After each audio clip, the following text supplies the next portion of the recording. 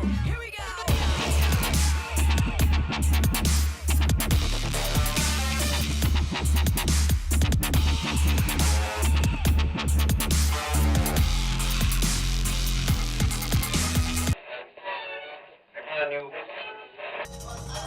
Such an incredible response we get in Europe and Eastern Europe, you know, like in Australia, I'm virtually unheard of. You know, I don't really have a fan base at all, you know, which is kind of weird because I always dreamed of having a fan base in Australia because I spent so much time in my band there trying to make something happen. And nothing ever happened in Australia. And then I realized that, you know, it doesn't really matter because there's less people and there's less money anyway. Moved over like into Europe about 5 years ago. So literally, because when I got to Europe, that's when I pretty much bought a van and started street performing for the first time. I never street performed in Australia or lived in a van, you know. I had like that proper, I was just like the usual, had a flat and a job in a coffee shop, just doing the old, trying to make it, you know, trying to get a record deal. And then I came out traveling and I went and lived in a van. And then it just grew over the last 5 years, so. All the loops that I make live are from my voice. What I do is I have a bunch of preset sounds that I've made in the effects pedal. So if I want to have a beatbox sound, for example, I've EQ'd it, compressed it, and put some reverb on there to make it sound really nice for my beatboxing. I'll beatbox and then loop it into the loop station, and then once that's looping, then I'll go and select a new effect to make a bass line, and so on and so forth, and I kind of get all my different sounds and my textures that way.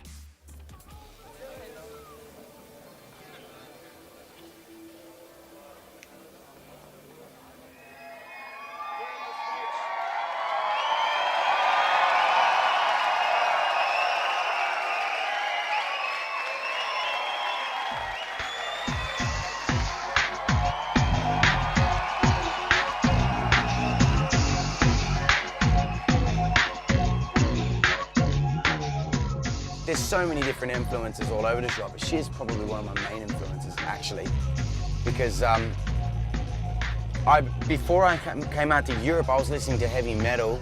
I mean, I was listening to a bit of reggae as well. I love my reggae and hip hop, but I was just listening to all the crap that you hear in Australia. When I got to the UK, I'd never even heard of dubstep or jungle or drum and bass, you know? I'd never heard of any of that shit. So. And she opened my mind to it, like she kind of just showed me jungle. I was like, what is jungle? And like, now that's my favorite shit. Jungle, drum and bass, dubstep, all that stuff. That's my favorite stuff. They're coming, thank you. So yeah, like now, you know, so she's been a huge influence artistically, artist-wise. Artist-wise, I don't really listen to particular anyone, but yeah, listen to genres of music, you know. And because there's good and bad of everything, really, in my opinion.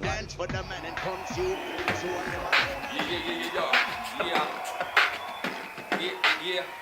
Cool Herc, he took the break, he shook a little rock on top, and then he baked. He served it all up with a side of Sugar Hill. A cup of iced tea made a hip-hop meal deal.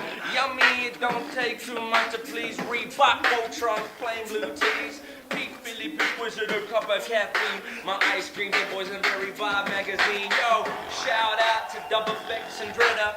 Big Willie reppin' them pink pearls forever. Hip-hop history, future, now we tip our hats off with a thank you very much, Lee.